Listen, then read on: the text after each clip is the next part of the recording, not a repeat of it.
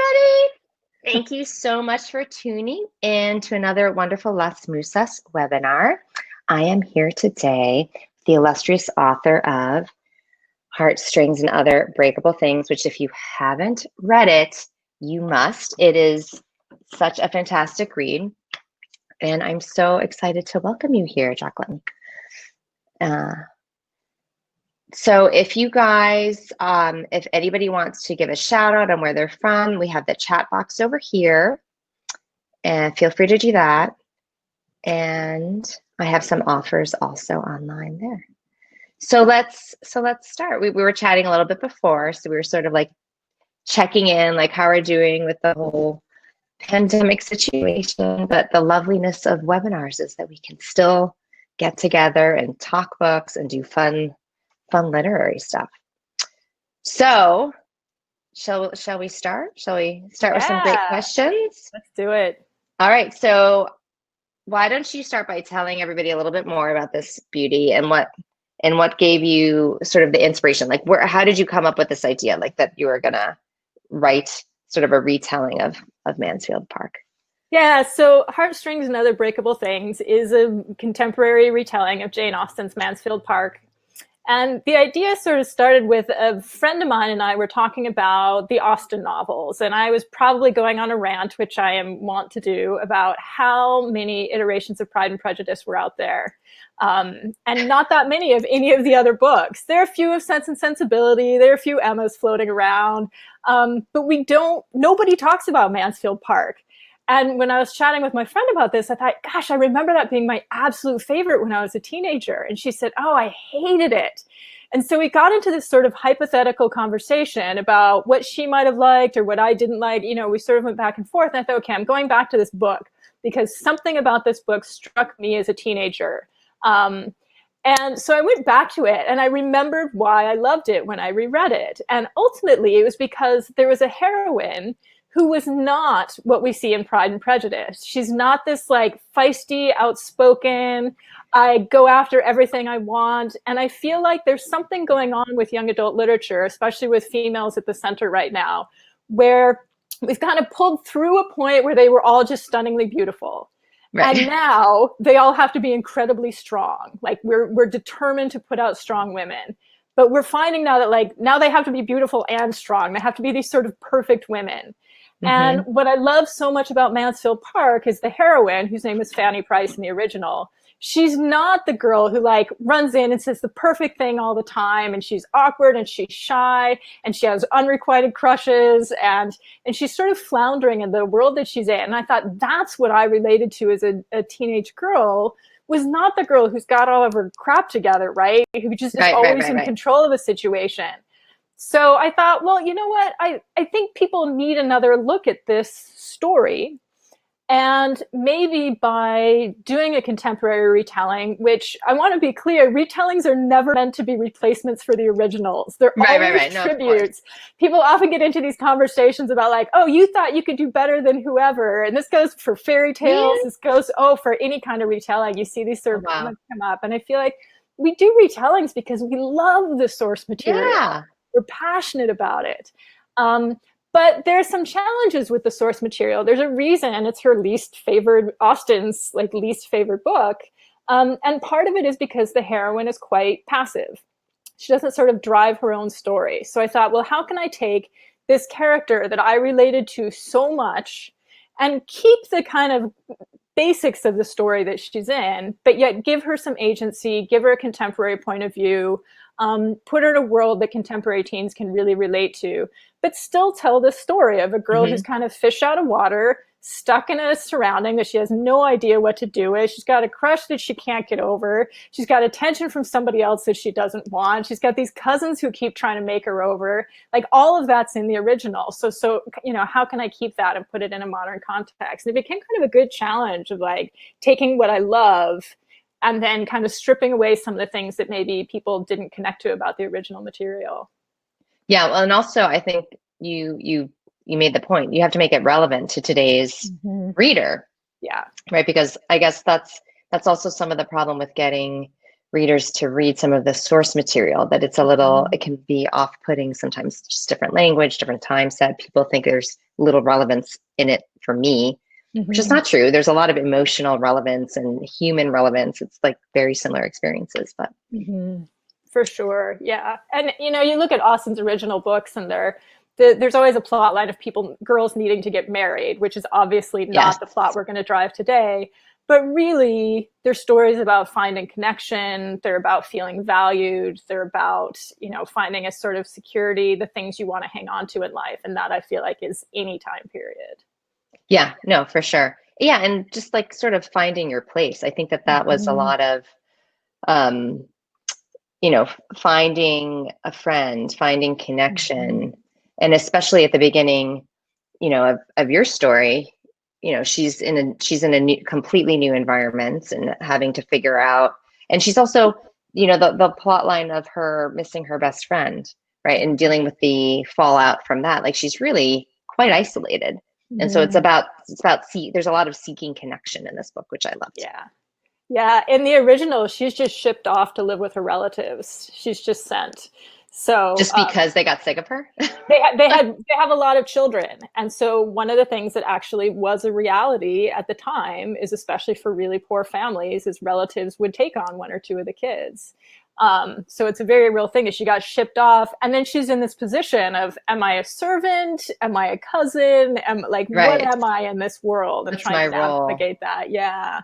Which I try to hang on to some of that. They're not going to treat her like a servant, but there's always the feeling of like, you can have the guest room, but if we have real guests, you are going to need to kick you out. Or you can have that, but you know, only if somebody else doesn't need it. Yeah. No, and that definitely comes through in your story for sure. The whole, you don't need to buy anything, but you just have to come and ask. You have to like almost like beg for it. You have to come on one knee and ask for it. And so that's definitely there. Okay, so let's but I'm curious, as we were talking, I have a list of questions, but as we were talking, was this like your first attempt to write a novel?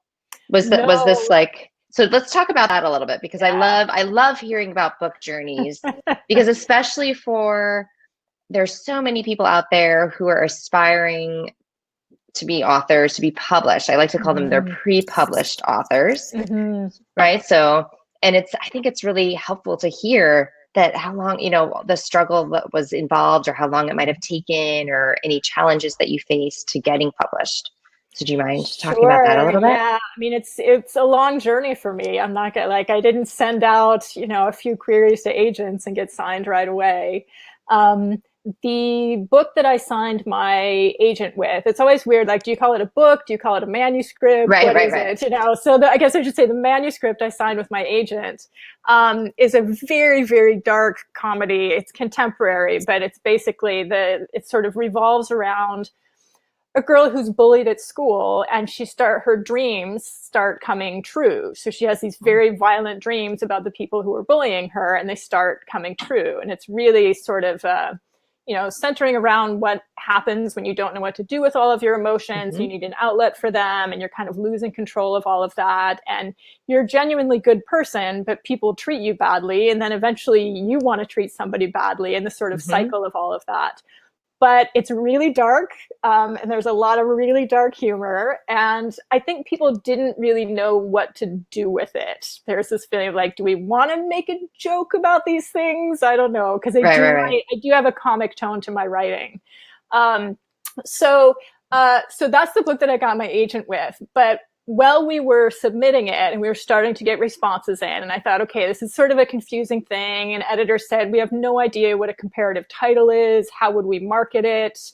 You know, other than saying it's kind of like Heather's or it's kind of like Carrie, but they're both not recent titles.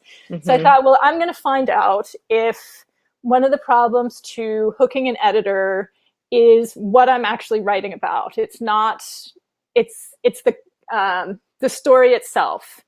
So I'm going to write something that actually embraces a story that I know people enjoy, that's sort of already out there in the world. It's a little more straightforward. And then find out if I start getting the same kinds of responses, then there's something I really need to address in my writing, in the quality of my writing, how I'm engaging a reader. But if the challenge is just that I've written something that's just like wacky and people don't know what to do with it, that will give me information in terms of how to proceed. So this was the second book that we pitched. It is certainly not the second book that I have written. I think at some point I counted, I have drafted, and some of them are very terrible first drafts that I've never gone back and done anything with. I think I have 14 novels drafted on my laptop. Oh, now. wow. That's impressive. And again, they're like, if I opened them up now, some of them would be like, oh my God, what is this? And it would, take longer to write a second draft than a first draft of something new. So it certainly hasn't been a short process. And querying, I think I queried agents for, I want to say maybe a year and a half. And with a couple of different projects. And then that really dark comedy was the one that hooked my agent. And then this was the second book that we pitched to editors, and it got picked up in a couple of months. So it's good. I have to say a year and a half isn't that bad to get an agent. It took me, so for my first book, I have to say with my first manuscript that I wrote, I never got an agent. I basically wrote it in 3 months, and then I spent 4 years learning how to write, right? Like going back and like editing it, and then also learning how to get published. Like, oh, what's a query letter? Like, what's an agent? Oh, I don't know what that is. Going to writers' conferences, and then, oh, okay, here's how I write. Okay, this is what I do. And, as it turned out, I think my first attempt was very derivative. It was sort of like a paranormal romance. And I think people were kind of sick of the paranormal romances. And so then finally, and it's funny because I have a very good friend who's a very well-known young adult author, and she kept telling me from like after like a year, she's like, maybe you should try to write another book. She's like, a lot of authors don't make it with their first book. And I thought she was cuckoo. I was like, what are you talking about? This book is great. Like, I just have to keep working at it. So it took me a while to actually let it go, right? Because I was like so obsessed with it. Yeah. And then I wrote my second manuscript, which ended up being my debut novel. And I wrote that really quickly within 3 months. And then I got an agent within within 4 months. And then we had sold it like 3 months later. Amazing. Like, so that went really quickly. But that was like a very unique story because it's again, there's some parallels to our stories, which is that you have to find something that is either like a story that only you can tell, or it's something that's sort of unique and something that other people think is sellable, that, there's a market for it right now. Because you're talking about your first manuscript. I honestly, I wouldn't give up on it, right? Like, because people might actually want stuff like that. Maybe not right now, or maybe you just need to find an editor who's willing to take a risk, because there are plenty of books out there that are very unique and that nobody's like knows what to do with, or until obviously then they become bestsellers and win all these awards. Right. Like, I want to say Taylor K. Mejia's book, I think her journey is a little bit like that. We Set the Dark on Fire. We share an agent, and I've heard him talk about, how they went through many different versions of trying, and he wasn't, and then they came up with the idea to like make it into 2 books, and then all of a sudden, boom. Right. Like, and she's like huge and is super successful, but she was feeling, I think, like, is anybody gonna, like, because it's very different, right? Is anybody gonna read this? It turns out, yes, lots of people want to read it. Right. It's just a matter of getting it out there and finding somebody who's willing to take a chance on it. And it is, for somebody for a debut novelist, right? Like, you don't have a track record. You don't have people who are automatically coming to read your work. So taking on something that you can't sort of funnel readers from other works to, it is more of a risk for an editor. So I feel like they have to really believe in that work and want to kind of dig into it in a different way than when they can say, if you liked such and such, you'll love this. You can kind of channel readers that way. So for sure. But so both of us have other day jobs, and your day job is super cool. Do you want to tell us about that? But it's funny because for sure, some people have day jobs that allow them to actually translate to becoming authors very easily, because they have like large social media followings already because of whatever their job is. Not my job. But so tell us about how you spend your days when you're not writing. Yeah, well, my full-time job, so I'm a costume designer, which is not something people would think of as being the day job. People would think of that as being the thing that sort of fits around other stuff. But yeah, I have these 2 very sort of crazy parallel artistic careers going. So I costume design mostly for theater, but I do a little bit of film and television work, and a little bit of scenic design as well. And then I teach full-time at the University of British Columbia. So I teach design classes. There's a lot of how to read a play and translate it into production on stage. I also teach costume construction. So students come in and learn how to build a corset or a period gown or a menswear outfit. So I do a lot of the hands-on work with that as well. And yeah, that's my day job. So right now, of course, the theater industry is completely shut down. So my projects got stripped away. I'm very lucky. I've got the teaching work and other things going on, and I'm, not in a position that a lot of artists are in right now. Yeah. The film industry is starting to pick back up slowly, but a lot of it is sort of small scene work. They're finishing filming things that had to shut down last spring, or doing sort of small projects. So there won't be a lot of work in that for sort of design related things, but yeah, so it does. I mean, it certainly doesn't translate in terms of having an online social media following. I mean, I didn't, until I got the contract for Heartstrings, I didn't have a Twitter account. I didn't have an Instagram account. Yes. Me too. Yeah, I didn't do any of it. So that's all been a new learning curve for me.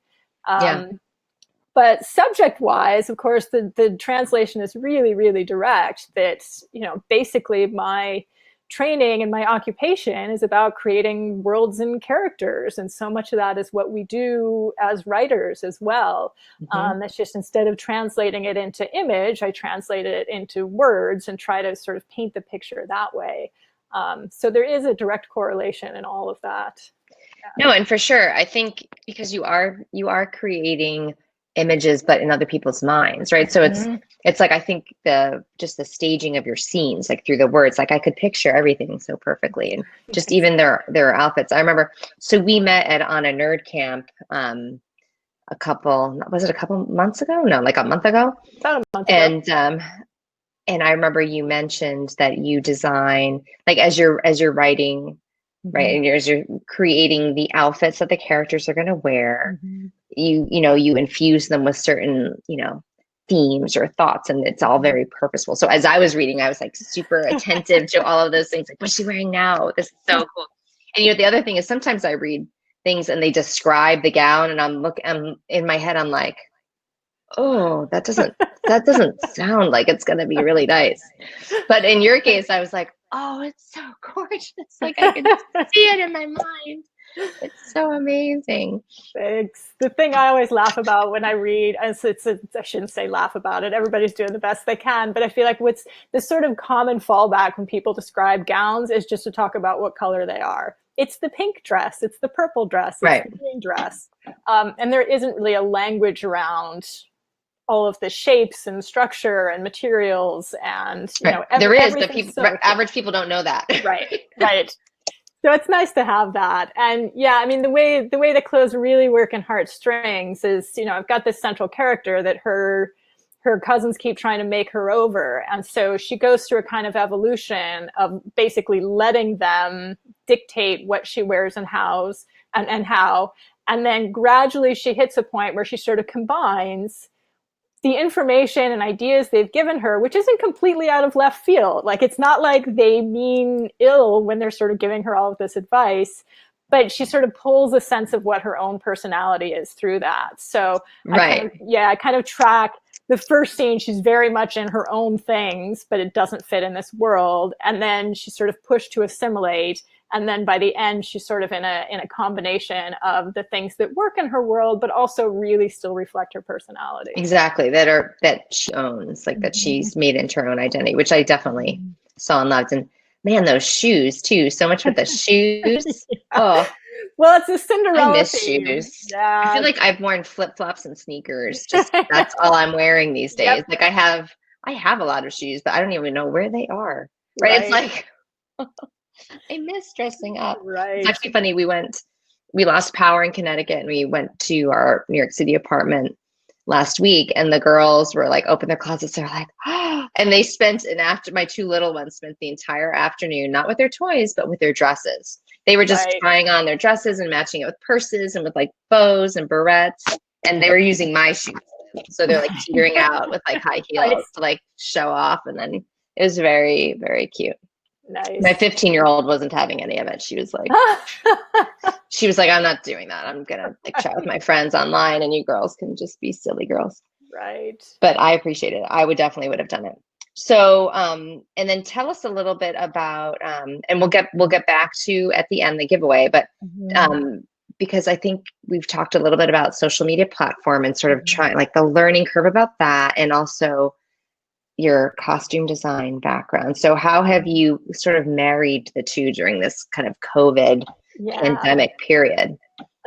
Well, I started this project, which anyone who's interested can look me up on Instagram. I'm at JF Kills Darlings, which comes from a writing phrase about needing to kill your darlings when you edit. You know, let go of words and phrases you love if they make the story better.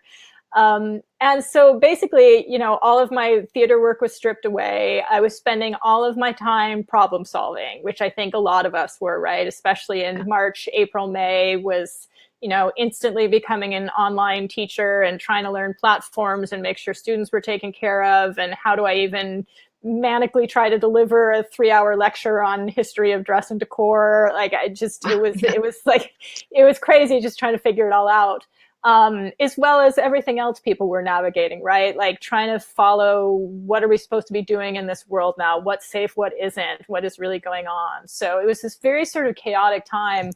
And then all of my theater work went away. And I just like, my spirits got so low and I was feeling so isolated because as somebody who works primarily in live theater, I make collaborative art. And as much as I love writing, writing is a very isolated. It is. It's a very isolated activity for much of it. Even though it takes a lot of people to make a book, there's a large chunk of the process that's just, you know, you at a laptop, basically. So I was missing the creative outlet and I was missing the community. I was missing, you know, being in a room with people and making art together. So I thought, well, these are two things that I have to find a way to replace because we don't know how long this situation is going on. So I started reaching out to authors and saying, you know, everybody's sort of struggling with book promo and things. What if I do a dress that looks like your book and reflects the content of your book? As a sort of, it gave me a project. So I was basically costume designing for books instead of for people. But it gave me that community element because it allowed me to connect with other authors. So it allowed me to sort of celebrate the stories people are creating. Because at this point, when I read a book now, it's different before I became an author. But now that I'm an author, I feel like I read a book and I'm getting to know the author. Like I'm learning the story, but I'm also learning, you know, what you're passionate about. Like I got so much of your personality, I felt like, through your book. Just like the feeling about New York City, I got that out. The, you know, the sort of things that you're passionate about. Conversations around colorism, your approach to romance and what brings two people together, conversations around family. Like you start to sort of learn what somebody's passionate about, even though they're fictional characters. Like I don't read a book and go, oh, that's your life. You did that. You know, you obviously wanted to be a ballerina and fell in love with a poet on the train. Like I don't read it as a memoir, but again, you get the sort of things that somebody's passionate about. And I love that. So it was a way to sort of connect with people and then use this skill set that was just like, it wasn't doing anything, right? Like I had nothing to make and it was driving me crazy. I think there's a reason people bake so much during the pandemic. Oh, right? We've been doing that a lot. Yeah, like you're making something that's tangible and you have a result at the end. So I started reaching out to some authors. And once I started, then other authors started reaching out to me, which was fantastic. So it became this sort of network of both what I'm interested in and other people being interested in what I could do. And so I started designing all these dresses around book covers. And then I could go on Instagram and sort of, you never have that much space. I always want to write like 8 paragraphs about the book. And I'm like, how do I put it in 3 sentences? But I could sort of like shout about books that I enjoy, support other authors, which helps make me feel good because I'm doing something that's connected to other people, and then use this skill set and then just like put something pretty in the world. I felt like we were seeing so many horrific stories, right? Like following a death toll every day is just a terrible thing to be doing with your time. But yet not following what's going on feels wrong too. But I just felt like, you know, I think we have space in the conversations that are going on right now, the conversations about world politics, the conversations about race, the conversations about disease, the conversations about systems, like all of this stuff. I think we also still have space for some things that are just pretty and beautiful and happy and celebratory. And I felt like that was getting lost a little bit in the mix. So in a very small way, in my little tiny pocket of the internet, I thought, well, this is something I can do. That makes me feel good, makes other people feel good. And it's really, again, just about sort of bringing joy and building some community. So it's felt great. I don't know how much I'll be able to keep it up once the school year gets going. I know, that's why I was worried, like, whoo.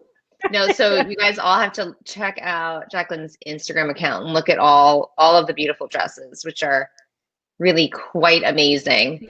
And yeah, I was blown away. And my kids were like, oh my gosh, she can make these. And I think I mentioned to you at the beginning of all of this, we were urging the kids to kind of pick a project to do something. And so our oldest daughter really wanted to learn how to make costumes, but not costumes like you mentioned. She wanted to learn how to make like mascot costumes, like for somebody who wants to go to Comic-Con. And so she had, my sewing skills are so rudimentary, which is actually a good thing in this case, because I wanted this to be their project. I wanted it to be something that I could really not help them with. So I do not know how to use a sewing machine. My mother does, but my mother, but I don't. And so they've been really kind of trial and error, struggling with it. And it's so they were very taken with like your works of art. They were like, oh my gosh, it's amazing. Right, which it is. But especially as they've been like trying to like figure out how to do like a very simple thing and realizing how challenging it is. Right. But so it's super impressive. Thanks. So but but going back, sticking with the dress theme, but going back to your book, what were some of your favorite dresses in your story? Like, do you have one favorite dress that if I was that you really loved? If I was going to build outfits, I should say outfits. Right. If I was going to build one, it would have to be Edie's prom dress, because that figures very prominently, and it's really a moment where her cousins really want to craft that moment for her, and for her to sort of take ownership of that moment and say, no, okay, I'm going to do prom, but I'm going to do prom my way. I'm not going to do it your way. And so how she does that, and it's, I don't want to sort of detail everything in it, but she pulls things together. So it's not like she just goes to a shop, buys the dress, and it's done. Like, it's a little bit of this and a little bit of that and a little bit of that. And it's a labor of love. It's a total labor of love. And everything she takes needs a little something more to it. It needs a little something adapted. So I think it really reflects her personality, and there's a vintage feel to things. And there is a Cinderella theme in the book. It's in the original as well. There's very much this sort of, the kind of poor, neglected kid who becomes the kind of object of attention in a certain moment. So it needed to have that kind of presence in that scene, but again, in a way that she crafts it herself, not in a way that's imposed upon her, which is something that's always been a little sort of sticky with the actual Cinderella story, right? Like the fairy godmother's like, here it is, wave my wand. And when you're trying to craft it, I know, or the mice make it, or whatever it is. How did you know, right? And I think for trying to really craft a book around a character who has agency in that story, I wanted to make sure she could create that herself. But there's still a glass slipper reference and the sort of feel of the ball gown.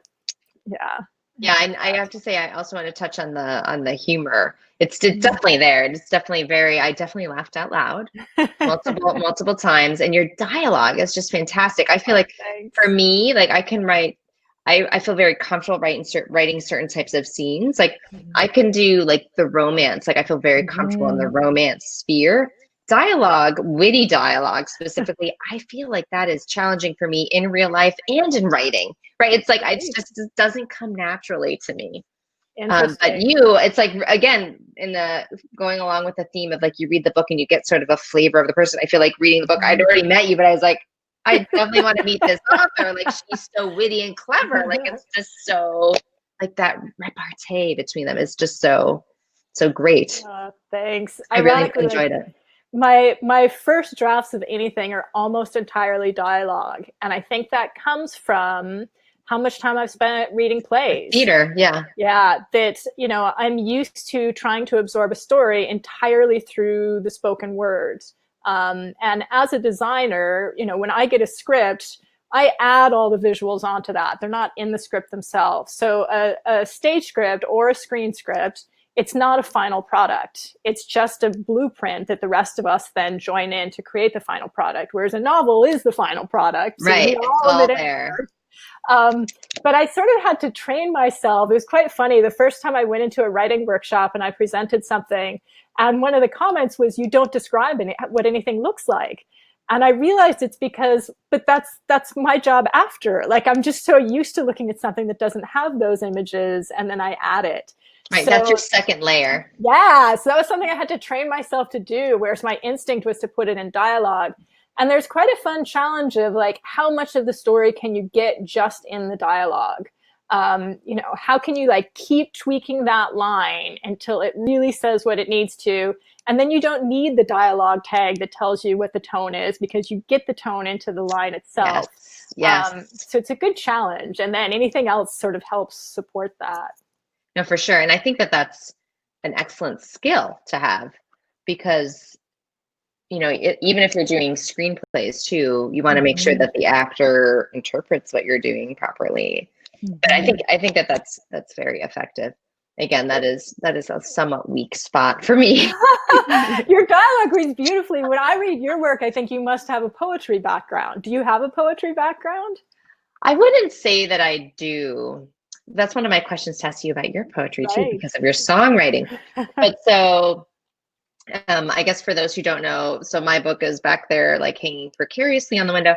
It's about an Upper East Side private school girl who wants nothing else but to be a ballerina, and she falls in love with somebody she meets on the New York City subway who is a baseball prodigy from Washington Heights, and his poppy really wants him to become a professional baseball player, but he maybe wants to be a poet. And so I felt strongly that some of his poems would be in the book, like for the readers to read. And it's actually interesting. We had the editor and I went back and forth on it a couple of times because, you know, we weren't sure, like, is this were the poems good enough, or were people going to relate to them? You know, is it necessary? And ultimately they stayed in. I'm very glad that they stayed in. So I would say I wrote a lot of poetry in high school because I was like such like a romantic, like type of girl, always like waiting for true love. My grandfather, so my Cuban grandfather was a poet, as was his father, and they were published in Cuba. And when I got married, my abuelo had already passed away. But we had my mother's cousin read one of my grandfather's poems that he had written to my grandmother. So we had that read at our wedding, which was really beautiful. You know, he read it in the original Spanish, and then everybody had it translated in their little program so they could see what it was. So I feel like I've been sort of around poetry, I guess. Like, poetry hasn't seemed like this inaccessible thing that you only read and it's like boring and yucky. I've always loved it, and you know, I've read my grandfather's poems and whatnot, but I've never held any like grand aspirations for myself. Like, I've never thought that I was like such a great poet. I've always been told like that I'm very flowery. My writing was very flowery. Oh, interesting. That's interesting, because what I really picked up on in your writing was less the deliberate poems within the structure, and more just the poetic quality of the prose itself. Like, there are rhythms in the prose. There are places where there's like a repeat of sentence structure, or there's the way a motif repeats, or there's, you know, like you get kind of 3 almost staccato sentences and then something longer. Like, it felt like just the sheer structuring of sentence had a poetic quality to it that I certainly don't see in a lot of stuff that I read.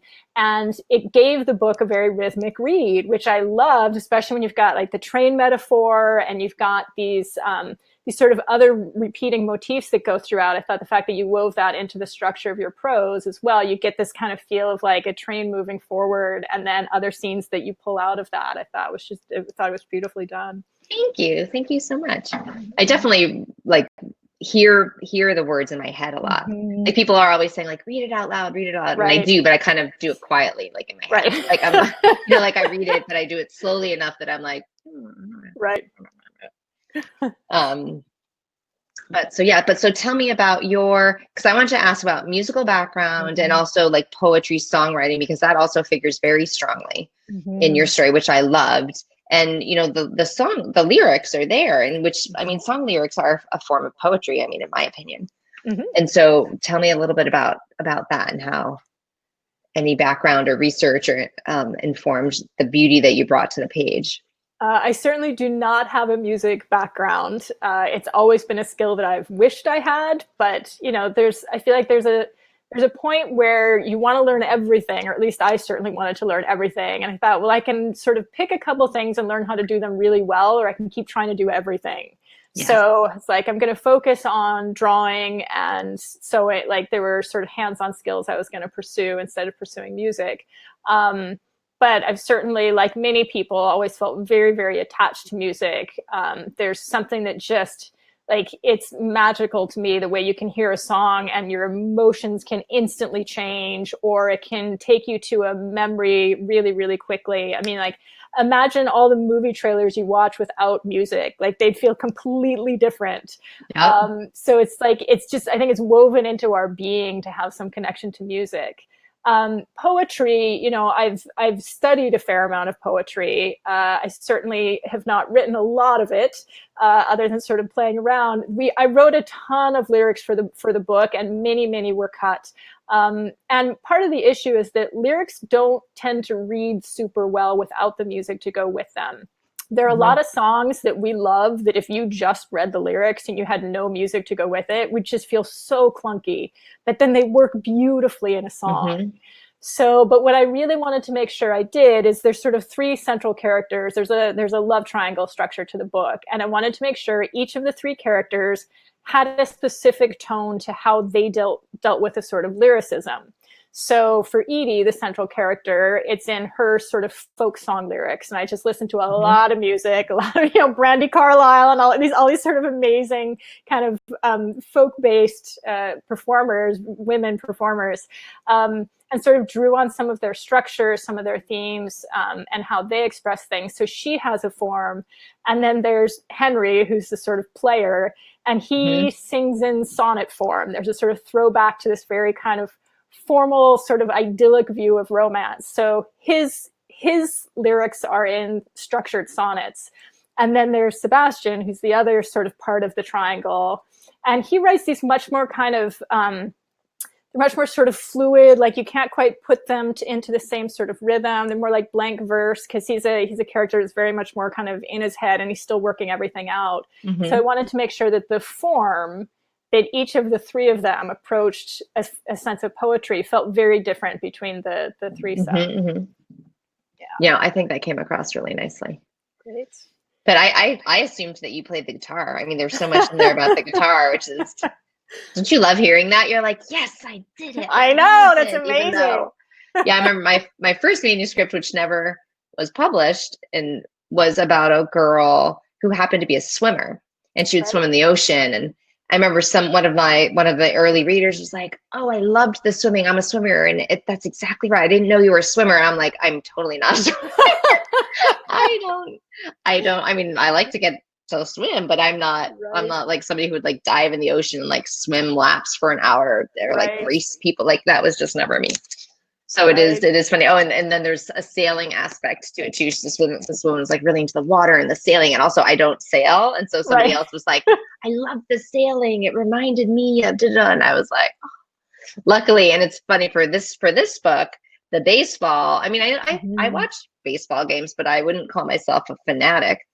But luckily, my husband is, and my husband's also a good sailor. So it is sometimes helpful to have somebody in your life who is really an expert in that topic that you can just bother it whenever you feel like it. As about like we're doing work, like he's at work, I'll like text him, "Well, does this make sense?" And he'll like shoot me an answer back really quickly. Yeah, I definitely had people who are guitarists read what I wrote and are songwriters. So I could say like, does this even sound like it works? And they gave me some tips on certain things. But like my heroine in my next book is she wants to be an economist. And that is completely outside of my realm. Like everything I do is arts based. I was like, I'm going to write a mathematician, and she loves spreadsheets, and it's a totally different world. That's awesome though. So tell me a little bit about that. Are you allowed to talk about it, or is I can talk about that. So it's so basically, so Heartstrings is my kind of ode to Jane Austen and the things that I love about Jane Austen. But one of the other books that was just key for me as a teenager was Don Quixote. Yeah, absolutely loved it. And just that idea that, you know, you could be living in this just like crazy world and still find a way to believe in anything. I just found that like so unbelievably inspiring at that age. I still do it. Like I can still get chills reading that book. So I wanted to go back and sort of take that character into a contemporary world. So I have this very, very cynical girl, and then this just incredibly romantic guy. And I translate as many details as I can from the Cervantes. So like he has a treehouse that looks like a windmill, and there are all these sort of little Easter eggy things about Don Quixote in the story. But the book is called How Not to Fall in Love because he believes in everything. And the girl, sort of following the Aldonza character in the original, is the like total cynic. You know, she's completely jaded. She's been treated badly. So she sets out to teach him how not to fall in love. But just like in Don Quixote, ultimately his spirit just keeps rising up to the top until you realize actually protecting yourself all the time and running away from things is not necessarily the only way to get through life. So it's this sort of two ideologies back to back. I love it. I can't wait to read it. And when is that one coming? Right now, all we know is hopefully sometime next year. I think publishers right now are kind of shuffling what's been delayed and what goes to fall and what goes to spring, and how does that kind of shuffle things around. So we'll see. I don't know. I hope it makes it out next year. That's so exciting. Yeah. I can't wait for that one. Yeah, I read Don Quixote a long time ago. I feel like I would want to reread it before, but obviously the plot's not like I'm not taking the setting of the, you know, centuries ago and characters but the feel of those characters and that conflict between the two of them, and then how they sort of arc forward. I've pulled in, and he fences, so he's got his sword. Oh, right. And, you know, there's like it's all in there. That's perfect. Okay, so this is a quick one. So Edie aside, who would you pick if it were you, Sebastian or Henry? Are you team Sebastian or are you team Henry? It's a hard one to answer without spoiler alerts. Well, because we don't know what Edie decides. Right. I'm just saying, who would you decide? Who would you? I would go Nice Boy Next Door. It's ultimately one of the things that I really love about the love triangle and the source material that I wanted to retain is that there is, unlike the other 5 Austen books where you meet the love interest and you're like, well, they're going to get together at the end. We don't know how they're going to get there, but we know they're going to get together in the end. I feel like with Mansfield Park, there's a point in the book where you don't know which of these two guys she's going to end up with, because they both actually have some advantages over the other, and like they both do some things that are kind of shitty and they both do some things that are wonderful. And it was one of the things that I loved. And like most people complain about love triangles, I love love triangles. I think they're a great test of what somebody really wants and what they're going to fight for, what's important to them about human connection. So I think they challenge a character in a really, really great way. But they annoy me when the love triangle isn't really a triangle, when there's like the obvious pairing and then there's just the person who like eats their food in a gross way, or, you know, like they've got that thing, they're like, oh, they're going to be out of the picture any minute now, or they treat the person really badly. So I wanted to make sure that in the book you felt like they both have something going for them, but they also both have some things you're like, I don't know about that guy. But ultimately, when you're sort of, you know, looking at the kind of sweet boy next door, sweet but conflicted boy next door, and the guy who's just like got his shit together and knows what he's doing, there's a bit of a player like, I'm going to go for the like sweet, like me personally, I'm going to go for the sweet, nice, kind of shy, awkward. And partly because like that's what I would be comfortable around. I think that person who's just like so comfortable in their own skin, I'd end up being like, why can't I feel like that? So yeah. No, for sure. I have to say that I really liked his car. Car a lot. That Definitely might have car. swayed me. I'm kind of a car person. Really like nice cars. So that might have been problematic for me. All right, let me ask you one more writing question, and then maybe we'll talk about the giveaway. So tell us a little bit about your writing process. Like tips, like are you a plotter, pantser? Do you outline? Do you draft? Like how does it work for you? I am definitely a plotter. I sort of joke about it as the slingshot method for me. Like I always know where a story is going to end, and then I pull the slingshot back as far as I possibly can, and then just start shooting toward that ending. So with a rom-com structure, it's built in because a rom-com guarantees you at the end the couple's going to get together. Like that's just part of it. It's sort of like a murder mystery. You're going to find out who did it at the end. Right. So then you sort of pull back from there. So pulling back to a point where we're kind of as far away from those two characters getting together as possible, which is why the whole enemies to lovers thing works so well for so many rom-coms, or the sort of friends to lovers idea. So when I outline, I do a sort of a kind of like, I write it almost in beats, like as if I'm writing a screenplay. So like, here's the chunk of things I want to happen here, and then make sure I hit points of conflict, make sure that the obstacles are sort of hitting in the right places, that the action is sort of arcing up, but that, I actually start from the ending, and then I outline backwards from the ending to figure out where would be the starting point where we're like just starting toward that ending. Like the first thing that's going to start launching us toward that. Yeah. That makes a lot of sense though. But then I change a lot when I draft. Like I hit the key moments. So like if the character's arc is like for Edie, for example, I don't think this is any spoiler, she starts at a place of complete displacement, doesn't really know how to speak up for what she wants, doesn't even know what she wants at that point. So her end point is going to be, she's going to be more confident. She's going to be active. She's going to reach for what she wants. She's going to be able to identify those things. So like, I know what her character points are on that arc, but the scenes that those things happen in will totally change from my outline. But do you draft like ideas? Like, do you put ideas down like this? I'm going to accomplish this emotional goal this way, and then as you're writing, you switch it up, or do you just leave it open? No, so like when I do my outline, I will have ideas for whatever. They go to a gallery here, or there's going to be a scene about that.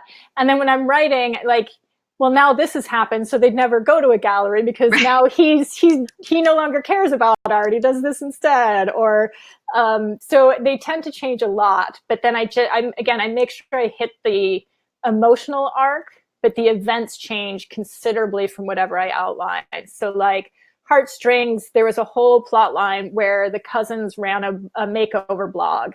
And that all went away because it sort of was one thing too many. There was a lot more sort of stuff about her musical journey. So the open mic night had a lot going on, a lot of sort of build up toward that, and that sort of receded. She tutors, so there was more information about her tutoring initially, and then it's like, well, we don't really care about that in light of sort of other things going on.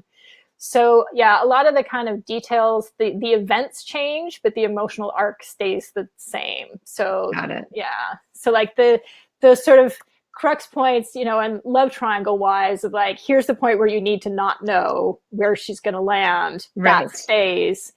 But where that happens is sort of different than what I might have outlined. Right. Yeah. Yeah. No, that makes a lot of sense. We, another Las Musas author, Mayra Cuevas, and I did we've done a couple of webinars together. And one was we walked through sort of how to plot your book. And we read Story Engineering, which was actually the first time I had read that. I'd read other books about the writing process, but I'd never read Story Engineering. And this works for, he talks a little bit more about the action arc than the emotional arc, but it's, like you have to hit this point by this time and this point by this time. And then this is where you shift the goals. And so that is helpful. I did incorporate that a little bit into my last manuscript, but it's like funny. The first manuscript I wrote, I just like wrote it like, yep. And then the second one already was more, I had heard about like a 3-act structure. So that I outlined with a 3-act structure in mind. And the same with this one, I did a 3-act structure. But so I love hearing how people do it because there's so many different ways. And what I found, at least for myself, is that the ways change based on the project too. Like some projects, this way seems more natural and more easy because I have more of that information just floating around in my head. Whereas this information I have to research and put it in, and I didn't know it while I was drafting or whatnot. And so it's all good. It's very interesting, but I like that going backwards and then hitting your emotional targets, like making sure you get those. Cause honestly, that's really important, especially for anything with romance. Right. But, I mean, even for anything, and it's true. You made the comment, like, now that I'm an author, I read things differently. It's funny. What I do now is like, now that I'm an author, I watch movies differently. So like my kids were like, they get so annoyed with me. We watched, the Star Trek movie, but it was like the remake that came out like 9 years ago. Like the first one. And it's like the first scene, it's like his parents and they're wherever they are, it's being blown up. It's a little bit like Superman where like he's put in a pod, but his mother's like in labor and his father, who's like the captain of the ship, is like, get her out of here, put her in the thing. And then like they escape and like the dad sends everybody like off the ship because he's going to be the last one because the ship has to like, I don't know, go into the black hole or do something to defeat the aggressors. And like the last line is like, he's talking to his wife and you hear the baby crying and she's like, what are we going to name him? And he tells the name. And then like, as soon as that scene was over, I paused it. I was like, that's the origin story. Now we understand so much about the character. And they're like, Mom, stop it. Like, why are you doing this to us? Funny. Just watch the movie. But I was like, so like jazzed up about it. I was like, this is such a perfect way to do it. Like, we understand all of this guy's hang-ups. His dad died so he could live. Like, and his dad was like the super important person. Now he has to like live under that shadow. It was so well done. I was so excited. The kids really didn't care about any of that. They just wanted to watch the movie. But it's true because I also have heard like look at really good movies, like very successful movies, and sort of figure out how they do what they do and when they do it. And that's sort of like a tip that could be applied to the page. Yeah, and film structure, I feel like, and other people may contradict me on this, but I feel like it's more rigid than novel structure. Like I've read novels where the inciting incident happens halfway through the book, like we're sort of waiting, but like in film, that's going to happen right away. Like you're going to get to that very, very quickly, the asteroid's coming or the bus is speeding or whatever, like it's got to happen fairly quickly.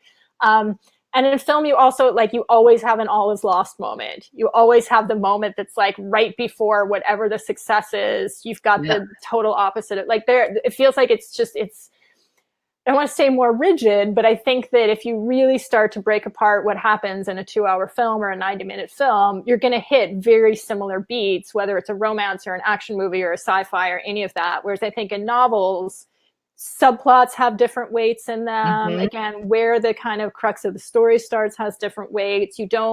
That sort of all is lost moment can kind of happen partway through the book. And, and sort of, you can have 3 of those in different ways. Like there's, I think, a lot more sort of flexibility in the novel form than there is in the film form. So yeah, I think if you're like really trying to study that tight dramatic structure, film is perfect for that.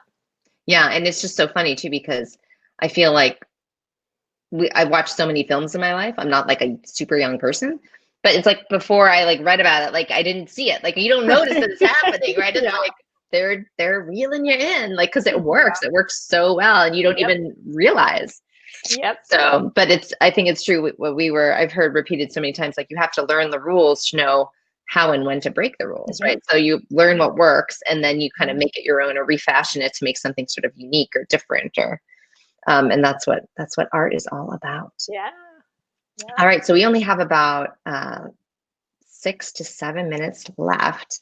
So do you want to just, I don't know if you have it there, or are you able to share a photo of the dress that you made? Or? I have no idea how to do that on the system. Let me see if do I paste it into the comments? I think you can do screen share at the top if you have a photo. Gosh. I have so much other stuff on my screen right now. Let's see if I can pull you up on Instagram. So not to hold everybody in suspense, and this comes right up on my, let me see if I can do this. Let me see if I can. So let me see, an application, a Chrome tab. Here we go. Hey, nicely done. Yay, there it is. It's so beautiful. So I just saw this morning, like an hour before we came on, and I am so blown away. It is so beautiful. And I can't wait to also share it with the cover artist for this for the book, who's just like amazing as well. She's going to be so impressed I can do this to show the cool close-ups of the red and the pink. And like, how do you even, honestly, I was like, how did you even match these colors so well? Like, how did you take the book with you and you were like, it has to be this pink? I presume not, because you're ordering it online, right? Are you ordering everything online? Like, that's just really impressive. I will say I got very lucky with how well yours match. The one I'm going to put up after this, I'm on my 4th fabric for it because I order them online and then they come in. I'm like, oh, it doesn't match at all. Like, it's sort of terrible. So fortunately, hers is not made out of silk. So it's not like I'm dropping a fortune. And the reality is, like, I work in a costume shop. Anything that comes in that I don't use, we will use at some point to build something. I will give it to a student to make something out of. So nothing's wasted.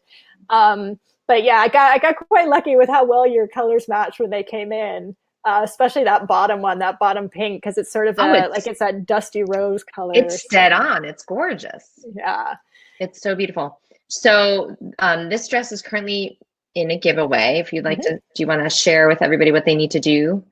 Basically, you go to my Instagram account, which is JF Kills Darlings. Right here. And then you'll find the post and you follow me and you tag a friend and you comment. I made this sort of question for this one. What's something that keeps you creative or that gives you sort of a creative outlet right now? Because one of the things that I really loved in Ismée's book was that we have these two characters who are both sort of, they're each trying to figure out how they incorporate creativity in their lives. So we've got the one who's a poet and the one who's a dancer, but yet, again, one of the things I admired about the book is they both also have a whole lot of other things going on. Like, it's not just the book about a dancer, just a book about art, or just a book about poetry. That, yeah, he's also a baseball player. He's got a complicated home life. She has a complicated home life. I was about to spoil things, so I just shut myself off right away. But like, there's so much going on in their lives. And for each of them, the fact that they have a creative outlet, to me, helped balance some of the other things that they were dealing with, and it gave them a language for how they connected with each other. So it was something that I really, really liked in the book. So you post a question. I always feel a little bit kind of weird saying, like, you have to follow me, when really I'm doing this to support other authors, but it's mostly because I can't even imagine trying to track who's following somebody else. No, this is perfect. This is like your Instagram is so beautiful. And like I said, you go back and then look at all, actually, I think I can do that. Hold on. Can I show all of your beautiful, like, these are they're just breathtaking. And is your puppy nearby? Can puppy make it? Puppy is cameo? No, I'd have to, I can grab her. I'll grab her while you're showing that. I'll go bring her. She's so cute. But like, these dresses are just phenomenal. And there's so many. I love this one too. This is another fellow Las Musas, Laura Taylor Namey, another Cuban American. Woo! But this is so gorgeous too. Cuban Girl's Guide to Tea and Tomorrow. Super gorgeous. So everybody needs to go to your website to look at, and you can read about them too, because it's in here's a montage of different dresses of people. I think these are people who are wearing your dresses, right? Yeah, so that was a little sort of collection. Before I started doing these for other authors, I had last year I was doing them for my own book. So these are all sort of heart print, and this is when I had students around, so they modeled for me. So that was my sort of first stab, and that kind of came partly as, like, I had no idea what to do with Instagram. So I'll be blunt of, like, that's how the dress project started for me in my book, was like, I need something to put on Instagram. So, well, it's beautiful, and you definitely hit it out of the park. I feel like my Instagram is filled with, like, my pets and trees and something. Because honestly, I feel like it's a reach for me for content too, because I'm like, do people really want to know what I'm doing during my day? Because I'm boring myself, right? It's like, but your stuff is it's so visually enticing too. It's just so gorgeous. Thanks. And like the fact that you made it all still boggles my mind. I'm like, how did you actually make these? Yeah, I'm. You can tell when you look at my social media. Like, I'm not a person who's comfortable sharing my personal life. I am comfortable sharing my art. Like, I can share that, but I don't sort of have that instinct to go online and be like, here's what I did today, or what I ate, or where I went, or like, my personal life is actually very personal to me and my community. So I feel like if I'm going to have social media accounts, they're going to be more about the things that I make and what I create, and that sort of, and my dog, because I think my dog is adorable. So pets are easy. They tend not to mind if you. Yeah. Actually, I joke about this, but it's totally true. My dog has more followers than I do. My dog has an Instagram account so that my kids run, because I don't want them to have their own. But I was like, you have to prove to me that you can manage the dog's Instagram account appropriately without like giving away where you live and all this stuff. And so they run that, and it has like ridiculous number of followers. Amazing. Yeah, if I gave her own account, that's all that would be. So she's like, wait, I was sleeping. I know, she's very. What are you doing? The eyes are in there somewhere. Oh my God, super cute. Oh my God. Well, so thank you so much for joining me today on this Las Musas webinar to talk about your gorgeous book and all of your gorgeous art, and just talk about books and writing in general. It's always such a pleasure to meet and connect with another author. And thank you for everybody who's watching and who will watch. I hope that you guys got some pearls of wisdom, and that you run out and buy Heartstrings and Other Breakable Things as soon as you possibly can and read it, because it's fantastic. And this train is being held. Oh, thank you. All right, guys, everybody stay safe, wear a mask when need be, and read a book. Yeah. Thank you. Thanks, everybody. Bye.